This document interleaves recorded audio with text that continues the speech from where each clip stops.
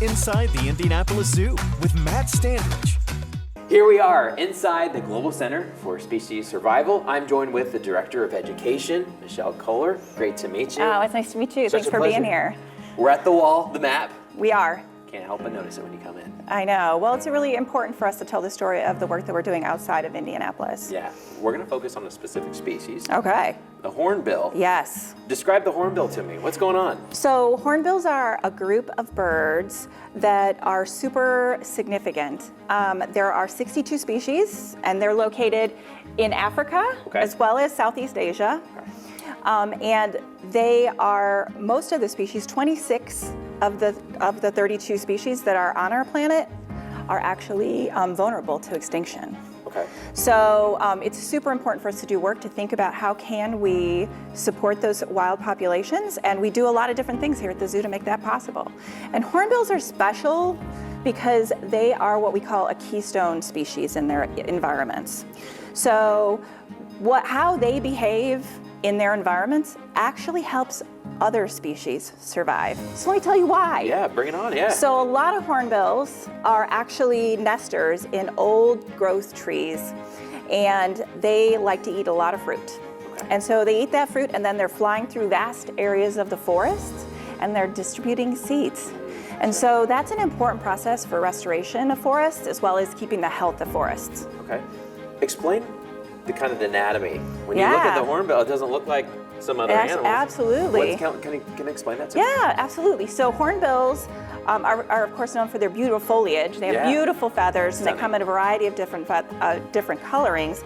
But they have a very unique. Many of them have very unique beaks, and on top of that beak is a protrusion called a casque. And so it's a keratin. It's made of keratin, like your fingernails, and it's a kind of a distinctive adaptation that allows them to make unique noises over vast areas of forest. So used a lot in mating. When they're looking for a mate, they might be making calls, or also as an alarm if they're seeing animals that might be predatory. So that casque is super important, but it's also very symbolically significant for a lot of cultures. Oh, okay. Very interesting. Okay. They look really cool. I mean, they do. It's just as simple as that. Let's talk about ways that the zoo is helping the hornbill. Yeah. You've had a couple different projects. Yeah. Let's go ahead and start maybe with Africa. Okay. What's going on? Well, here we are right here in Africa. We have funded a couple projects through our grants program, through our Global Center of Species Survival. And those projects have focused on the northern ground hornbill as well as the southern ground hornbill that would be down here closer to South Africa. And those projects have really funded the Mabula Hornbill Project, which is an organization that focuses on African hornbills. And it's really looking at assessment of species. So one of the things that's so important in conservation is understanding how many individuals there are in a population, and are they breeding? Do they have sufficient nesting areas? And what are the factors that face that particular population that maybe are challenging them? And so those assessments are key pieces. And so that's the part that this is the current project, the Northern Ground Hornbill right here in Western Africa. And interestingly enough, the reason that we're focused in this area is they were doing an informal assessment. So some grad students out in the wild looking for signs of hornbills, and they found no signs of breeding and no signs of juveniles. Okay. Red alarm, right? Right. Like we're thinking about what's going on. And so this project is actually designed to assess the hornbills in this region so that we can see what the challenges are, and then the conservation organization, the Mabula Hornbill Project, will take that information and be able to create action and action plans that will actually help species recovery. Do you get updates? How does that kind of work? Yeah. We give updates every year from all of our conservation projects, as well as ongoing. So as you probably know, our Global Center for Species Survival has a partnership with the specialist groups from the IUCN. Lots of acronyms there. There is. Lots of acronyms there. Basically, IUCN, the largest conservation organization on the planet. So we have partnership with the Species Survival Commission, and so all of the projects that you see here on our map, we get updates about, as well as many other projects. We're really working collaboratively with partners to try to figure out what is the status and how can we best support you. It's really cool because you want to see the action. what's happening. Yeah. And you guys are making a difference. Well, and there's a variety of different species that we're really able to affect. And I think the one thing about ground hornbills that's really interesting is them being a keystone species. When that species recovers in a region, you're going to see other animals really benefit from that recovery. And so that's why when we're thinking about who we fund or projects and we get involved with, we're really excited about working with projects that have those keystone species in it. The great part about our zoo is all the conservation work and efforts. Yep. But tell me a little bit about maybe what Hoosiers can do. What can people in Indiana do? Yeah, absolutely. I think that's, again, a great opportunity for everyone. It's actually not that hard to help hornbills on other parts of the planet, as well as many other species. And so for hornbills, one of the greatest challenges is deforestation and wildlife trafficking. So when it comes to deforestation, I think that's the easiest way for Hoosiers to participate. So we always recommend that you can help species in lots of places, especially hornbills, if you're buying products that are certified sustainably sourced. So what do I mean by that? Certified is really the important word. So you can look for certifications on the products that you buy that inform you of what is a good product. And the two that we recommend when it comes to hornbill conservation or rainforests in general is the Forest Stewardship Council. So you can look for the FSC label, or the Round Table for Sustainable Palm Oil. The Round Table for Sustainable Palm Oil, RSPO. So when you look for those two certifications, you know that you're buying a product that is sustainable from the grower all the way through to the retailer. It's true market transformation in a sustainable way. Now you might think it's hard. Sure. It's super important, but it's not hard. If you start looking, you're going to find that a lot of the toilet papers that you buy, a lot of the paper towels you buy are already FSC. Great. And Girl Scout cookies are RSPO certified. That's all we need to know. So literally, it's not hard to find products that are certified. You just have to do a little bit of work. Well, I think that helps too, because with marketing of products, if it's something that just says sustainable, what does that mean? Yeah. You want that certification? Yes, absolutely. That is a great help. So how does this fit into the overall work of conservation here at the zoo? Yeah, absolutely. So our mission is to protect nature. So how can this not fit into it, right? And we want to inspire people to care about nature. And so this all folds in together, that we are looking at it in multiple facets. We're doing work on the ground, supporting conservation, the people that are doing the work to save species. We're also telling all the people about how they can be active participants in saving species. And so those two pieces together really allow us to live into the mission of the zoo. And I love how strategic you guys are, because once again, keystone species. Keystone species. Right? You guys are surgical when it comes to... Absolutely. It's super important. There are lots of species out there, and so we're really looking at how can we have our greatest impact. Thank you, Michelle, for your time thank today. you. We really appreciate it. Have a great day. Thanks. Welcome back. We are still in the dead of winter, but here at the zoo, we're having warm thoughts. We're already thinking about summer, specifically summer camp. Tolly Foster, thank you so much for joining us today. Education Programs Manager. Correct. Tell me about camp at the zoo. Well, camp, we have a variety of different programs for our camp and a lot of different experiences, but they all have enriching hands-on experiences that help nurture campers as they're learning about wildlife and the natural world. So when you think of camp at the zoo, you can't help but not get excited. Why is it so exciting to have camp at the zoo? I think camp at the zoo, there's a lot of things to be excited about, of course. I mean, they're exploring the zoo. They're going behind the scenes. They're doing hands-on activities in science. They are getting opportunities to meet new friends and build on all those different skills. So it's an exciting time for campers. They also get to meet animal ambassadors, which I think is always the very exciting thing. You can't beat that at all. Right? So what ages are we talking about? We have ages 6 to 13-year-olds in our camp programs. Our camps are also accredited with the ACA, which is the American Camp Association, which means that we have to follow all these different regulations and protocols for best practices in camps. So that's everything from our goals and our activities to our safety practices and training. We tried the net. Yeah. Yes. What is this? It smells like tea. I think it is tea. It's because she heard you say tea. And age groups, and then we have our smaller camps, which are in the spring, which is our spring break camps, which follow, they're usually a little bit smaller, they usually have a little bit more focus. So we have single day camps that are all about careers. So we do dolphin trainer, we do a camp on being a planeskeeper or being a zoo vet. So those are very, very specific. We have a camp that talks about art and animals and how you can be inspired by them. We have a wildlife mysteries camp, so they're solving mysteries all day long. So that's kind of our spring camps. Sure. Walk me through maybe some of the cool differences between one-day camps and 5-day or week-long camps. We have 5-day camps in the spring, and we have the single-day camps, which are the ones that are really focused on those career bases. So they're doing like all day long, you're talking about what it's like to be a dolphin keeper or a dolphin trainer. And then, or you're talking all about being a zoo vet and what it's like to be a zoo vet. Those are the single days. And then we have the week longs, which would be like the art camp or the wildlife mysteries camp.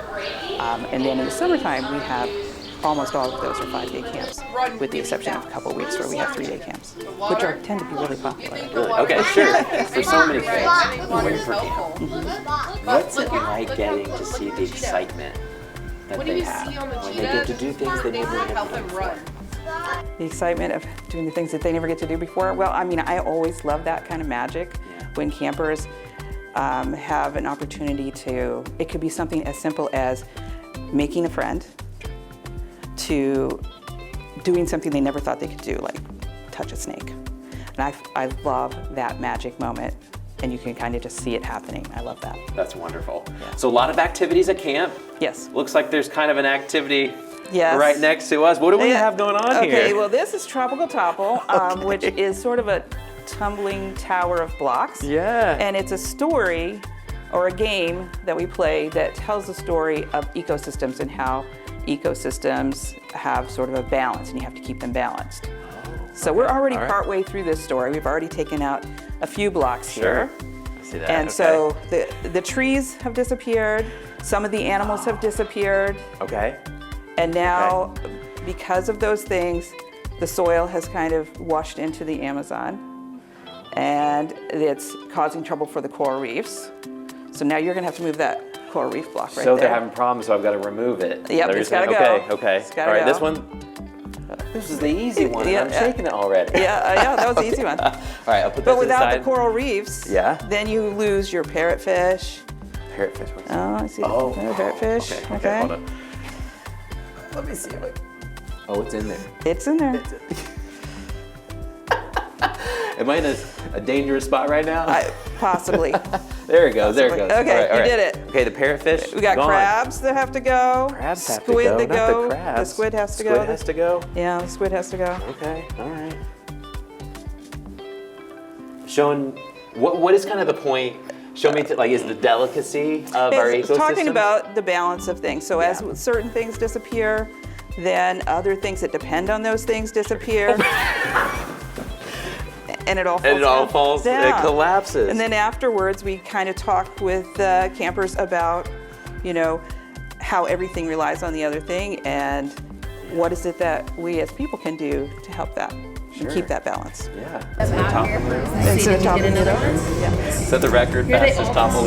No, I've seen it much faster. You've probably seen longer too, though.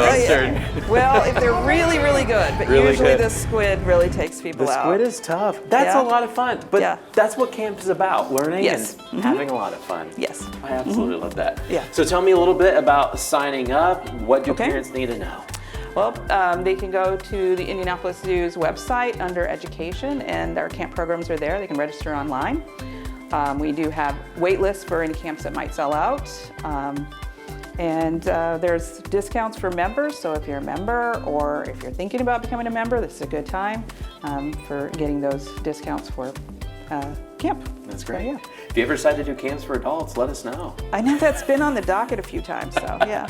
I absolutely love it. Thank you so much for joining us today. Yep. We're really excited about camp. Even though it's months away, it'll be here before we know it. Okay, great.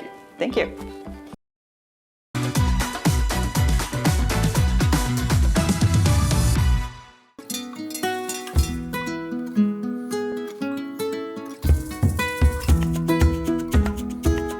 Alrighty, it is time for our Meet the Residents segment. I've got President and CEO Dr. Rob with me. Always good to see you. Good to see you too, Matt. Thank you for coming. Of course. We had to come because there's a birthday. It's a big day.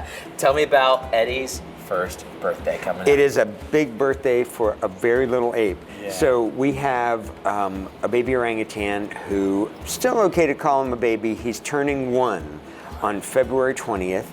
Was born here to his mom, Siri. He's the second orangutan born here, and his sister was the first. So his sister is now 9 years old. Okay. Eddie turns 1 on February 20th, and of course is being raised by his mom, but increasingly also by his sister.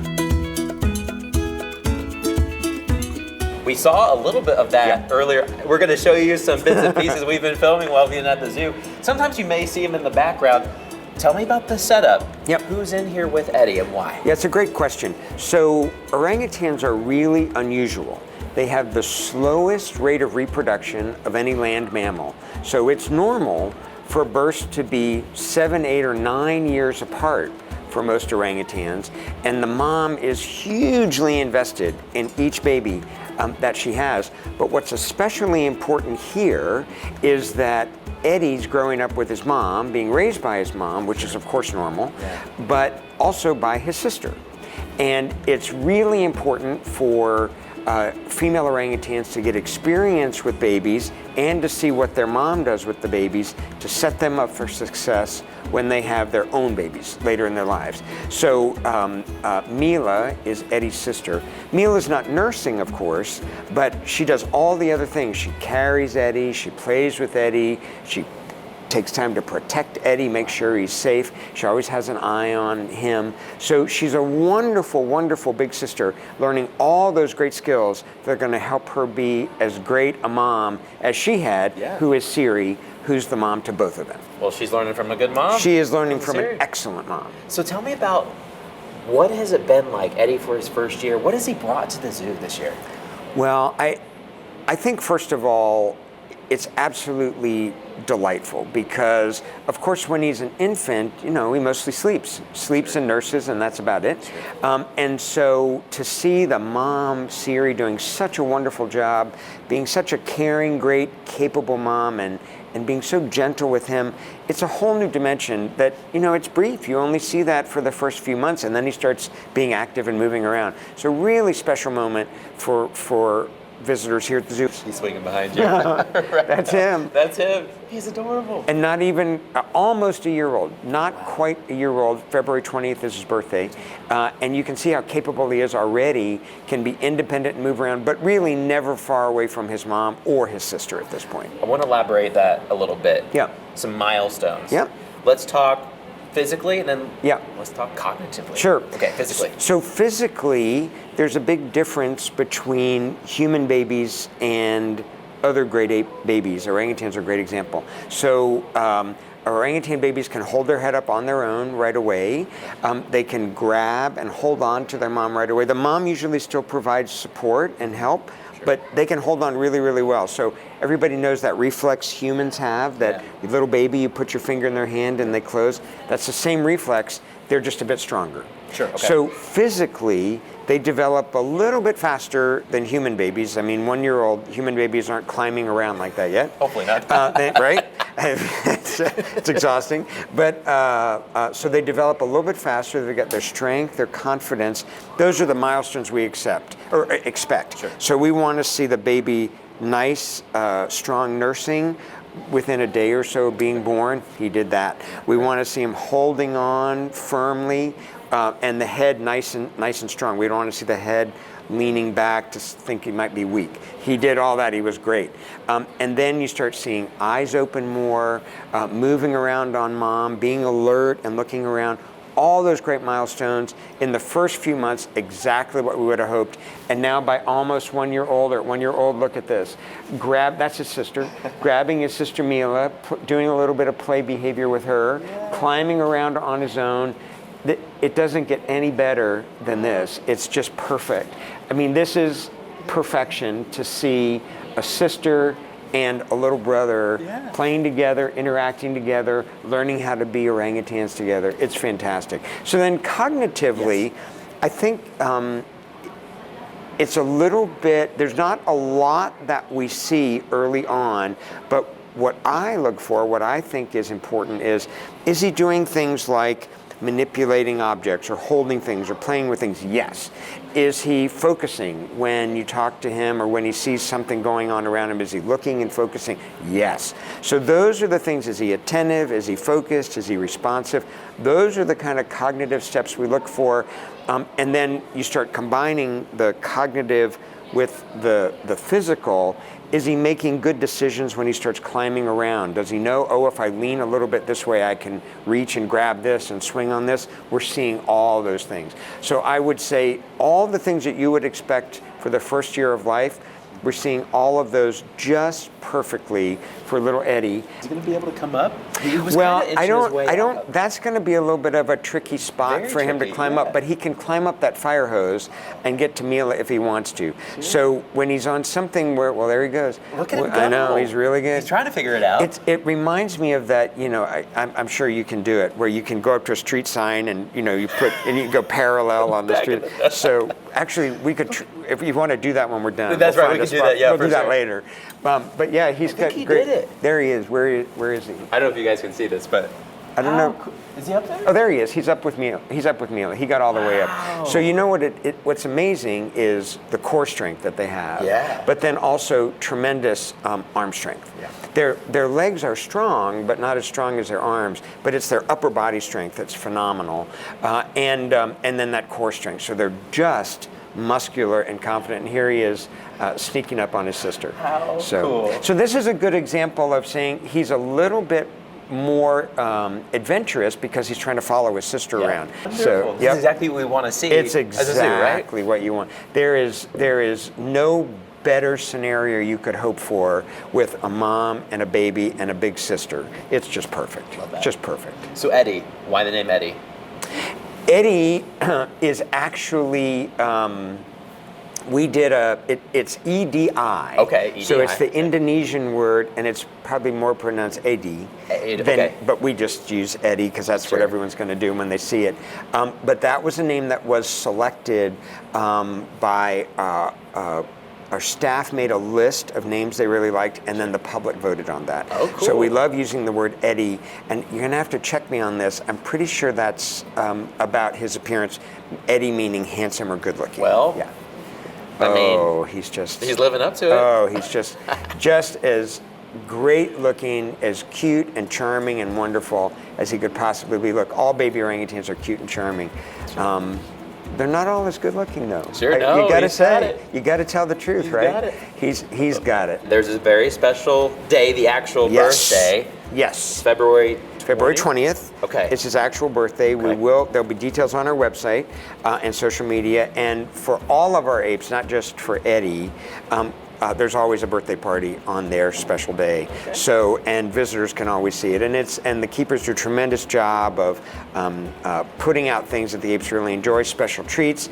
There will certainly be a birthday cake, but probably made of orangutan appropriate things. So not one from the bakery, but probably some frozen treats or maybe some Jell-O or things like that. Things that the apes really enjoy, probably some fruit in there, absolutely. So there will be a great birthday party for him on February 20th. It's a great thing to celebrate. So the public can come and kind of be a part of it, see the enrichment? Oh yeah, absolutely. I think there's maybe a card I heard possibly going around, birthday card. We'll have all the details on our website. People can get involved and send their good wishes. And we'd love it if they would come. Sure. If they can't come, they'll be able to see it later on all of our social media channels.